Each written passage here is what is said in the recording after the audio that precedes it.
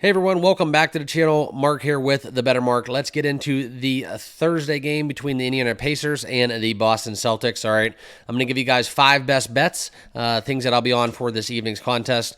Quick recap from yesterday, not getting it done in the NBA, where we had more losses than wins. We failed on the Luka triple-double. That little sprinkle came short, but we did hit over the PRA, losing out on the first quarter. Plus 1.5 within that spread within the Mavs. I was able to get on the Mavericks live in game at a plus 220 price, so that one ended up paying off for me. Kind of the beauty of taking stuff in game when you can find some clear momentum swings. So I didn't really get that market when we saw the Mavs were basically down 2, down 3, and at one point they were plus 250. So caught my eye. Also, we had the under, which I think I had the under. I'm not sure on that one, but anyways, it was not a winning day within the NBA ranks. But we are back at it. I'm going to give you guys 5 best bets. But before we do, please make sure you guys all subscribe down below. Smash that like button and let me know what your bets will be for this evening's contest, okay? Let's get into it. We are going to look into Odds Jam right now. Here's what we're looking at within the main markets. We're seeing the best money line price out there is plus 323 in favor of the Pacers. And we are looking at the point spread of 9 right now. That's where we're seeing a minus 102 price in the market, okay? As well as a 224 and a half over under. But you can also find some off numbers, right? So right here, like that's how you can allow yourself using Odds Jam. That's one of the best features. You don't have to do any work logging in accounts. It just kind of gives you real-time numbers right here with all the sports books available where you can find that best number, okay? So kind of where we're at within the markets. I lean towards taking Indiana and the over. That's just my play. I kind of think Boston's a touch overrated. Having an overtime game, it can work both ways, but we are looking at this game where I look for the Pacers to kind of take this deep into the series. All right, I don't see how they're doing in terms of, on sweep alert. That's just kind of not how I see it. I think they're going to get a game or two, personally, and I look for them to split in Boston before they head back to Indiana.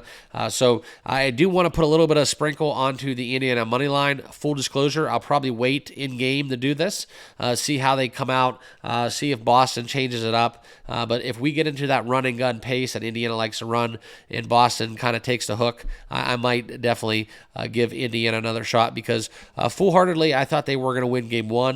Full disclosure, getting down 13 and then obviously shrinking that deficit, and Boston miraculously took that game to overtime with that Jaylen Brown 3-pointer. I don't understand why they don't foul in that situation. So it is what it is. It's a kind of a thing that we've been seeing a lot. Even last night in the Mavs game, right? They fouled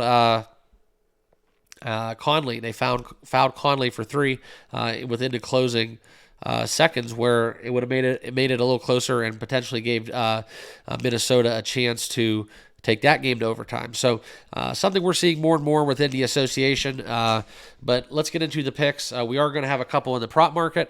We are going to be taking the over 224.5. This is where we look into the first game.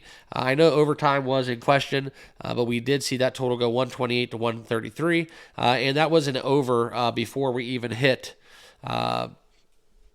overtime, right? That was going to cash without overtime, and that was a opening line of 223.5. So not too much of a market move. I'll take the 1 point up, and we'll look for this to be potentially a over in this spread, okay? Also, I am going to be on board with Indiana. I told you I'm going to sprinkle a little bit of a unit on the Indiana money line, but I'm also going to take Indiana plus 9, okay?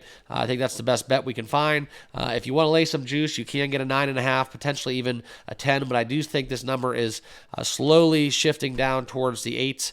And we'll see if we get some buyback on the Celtics. But the 9s are out there. I'm going to be taking the Pacers, potentially even teasing.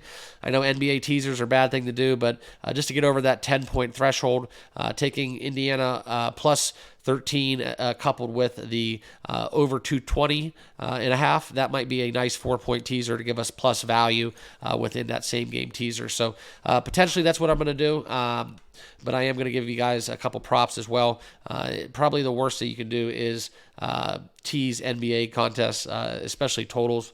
There's really no value in doing it, but sometimes if you just want some insurance and you want to just make a bet, it's okay to do it from time to time, in my opinion. All right, and then a couple of the props we're going to get into. I do like Pascal Siakam. Looking at his game against the Celtics, he put up 23 shots. I know a lot of those were in OT, but had 24 in that contest. Look at the last 3 games against the Knicks, 20, 25, 22. So he either gets really close to 20 or he eclipses it. So we are going to be taking the Pascal Siakam 20-plus points, minus 122 on that number.